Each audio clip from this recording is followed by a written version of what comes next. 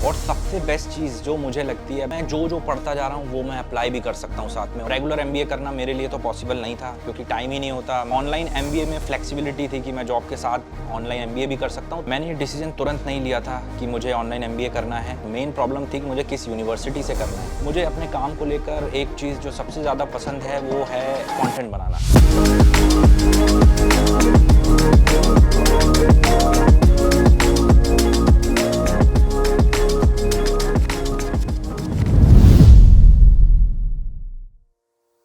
मेरा नाम है ऋतिक दुबे। मैं कॉलेज विद्या के साथ पिछले 1 साल से काम कर रहा हूँ as a social media strategist और मैं आप प्राइमरीली यूट्यूब देखता हूँ। मेरी हॉबीज़ हैं डांस करना, मिमिक्री करना, एक्टिंग करना और ये कंटेंट बनाना जो मैं अभी बना रहा हूँ।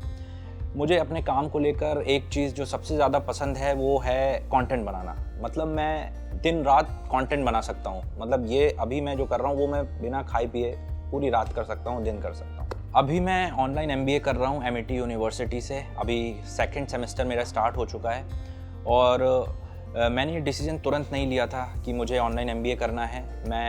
मेरा जो बैकग्राउंड है वो बीटेक का है, मैंने इंजीनियरिंग करी हुई है, बट मेरा उसमें कोई इंटरेस्ट था नहीं। मुझे मार्केटिंग को एक्सप्लोर करना था, तो इसलिए मैंने सोचा कि मैं एमबीए कर लेता हूँ। बट अब मैं जॉब भी कर रहा था, तो अब रेगुलर एमबीए करना मेरे लिए तो पॉसिबल नहीं था क्योंकि टाइम ही नहीं होता। मैं और बहुत सारी चीज़ें, रीजंस और भी थे।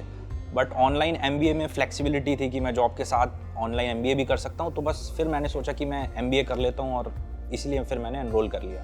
अब एनरोल करते टाइम मुझे सबसे बड़ा जो डाउट आ रहा था वो ये था कि मैं एमबीए तो करने वाला हूँ, बट मेरे स्पेशलाइजेशन भी मुझे क्लियर थी कि मुझे मार्केटिंग में करना है। बट मेन प्रॉब्लम थी कि मुझे किस यूनिवर्सिटी से करना है। और मैं 2 यूनिवर्सिटी को लेकर बहुत कंफ्यूज था। मैंने पहले रिसर्च करी काफ़ी और 2 यूनिवर्सिटी जो थी मैं करना चाहता था वो थे एमआईटी और मणिपाल। पर इन दोनों को लेकर मेरे मन में बहुत सारा कन्फ्यूजन था।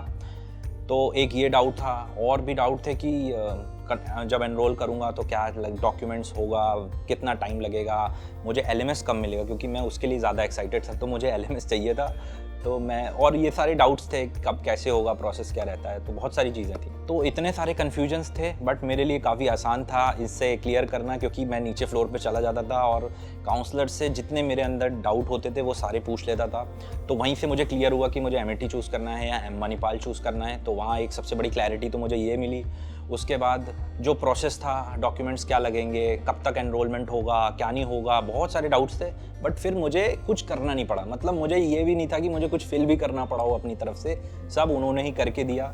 और कई बार तो ऑफिस के बाद भी मुझे डाउट आ जाते थे कि ये बचा हुआ है, ये बचा हुआ, तो मैं मैसेज भी करता था तो मुझे तुरंत ही सब आंसर्स मिल जाते। तो सारे कन्फ्यूजन की क्लैरिटी मुझे तुरंत मिल जाता था। और जो डिसाइडिंग फैक्टर था जिसने मुझे सबसे ज़्यादा इम्पैक्ट किया वो था कॉलेज विद्या 50% का रीइंबर्समेंट कर देता है। तो मैं मंथली मेरी ईएमआई जाती है ऑनलाइन एमबीए की, तो जैसी वो जाती है उसके कुछ ही दिनों बाद 50% मुझे वापस आ जाता है। तो वो हर बार मुझे मोटिवेट करता है कि हाँ मैं कुछ कर रहा हूँ तो मुझे और अच्छे से करना चाहिए। अगर कोई इतना सपोर्ट कर रहा है तो फिर मुझे भी और बेटर ही करना चाहिए परफॉर्म। अब मुझे लगभग 7-8 महीने होने वाले हैं और मैंने फर्स्ट सेमेस्टर के एग्ज़ाम्स भी दे दिए और अभी 5 दिन पहले ही मेरा रिज़ल्ट भी आ गया है। तो मुझे सब कुछ पता है कि क्लासेस कैसे होती हैं, असाइनमेंट्स कैसे देना है, टेस्ट कब होता है और क्या पैटर्न होता है वगैरह वगैरह सारी चीज़ें पता हैं। तो ओवरऑल मैं पूरी तरह से सेटिस्फाइड हूँ कि क्योंकि मेरे एग्ज़ाम में नंबर भी मेरे अच्छे आए हैं, सीजीपीए अच्छा बना है मेरा।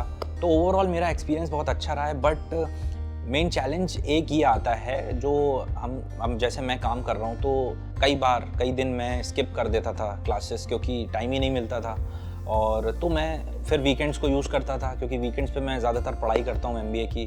बट टाइम मैनेजमेंट का इशू है जो सबको आता है आई थिंक, तो वो मुझे भी फेस करना पड़ा। बट शुरुआत में थोड़ा प्रॉब्लम होती है, बट धीरे धीरे जैसे ही टाइम आगे बढ़ता है तो आई थिंक ये प्रॉब्लम भी सॉल्व हो जाती है। तो ऐसा कोई बड़ा इशू नहीं है। और सबसे बेस्ट चीज़ जो मुझे लगती है, अब जैसे मैं मार्केटिंग में ही कर रहा हूँ और मैं यहाँ पे पोजीशन भी मेरी मार्केटिंग के अंडर ही है, तो मैं जो पढ़ता जा रहा हूँ वो मैं अप्लाई भी कर सकता हूँ साथ में। और कई बार ऐसा भी होता है कि मुझे खुद डाउट हो जाता है किसी चीज़ को लेके, तो मैं अपने मैनेजर या जिनके साथ मैं काम करता हूँ उनके साथ भी मैं वो डिस्कस कर सकता हूँ, या अगर मैंने कुछ नया पढ़ा है तो मैं उनको बता सकता हूँ। तो ये एक प्लस पॉइंट हो जाता है कि साथ में मैं वही चीज़ पढ़ रहा हूँ जो मैं काम कर रहा हूँ, तो मैं दोनों चीज़ों को अप्लाई कर सकता हूँ। तो ये मेरे लिए बहुत ही बढ़िया चीज़ है। मैं अब एग्जांपल दूँ तो जैसे मैं यूट्यूब पे मैंने कोई वीडियो बनाई है, अब मैं उसको किस तरीके से, क्योंकि यूट्यूब पे पैकेजिंग का बहुत काम होता है, थंबनेल और टाइटल वगैरह वगैरह, तो मैं क्या उसे लिखूं कि मैं ज़्यादा क्लिक्स जनरेट करवा पाऊं। तो ये सारी चीज़ें हैं जो मैं वहाँ से सीखता हूँ और यहाँ पे अप्लाई कर सकता हूँ। अब जो सबसे बड़ा मैं डिफरेंस देख पा रहा हूँ वो ये कि अब जैसे यूट्यूब पे कोई कमेंट आ गया या सोशल मीडिया हैंडल पे कोई भी कमेंट्स आते हैं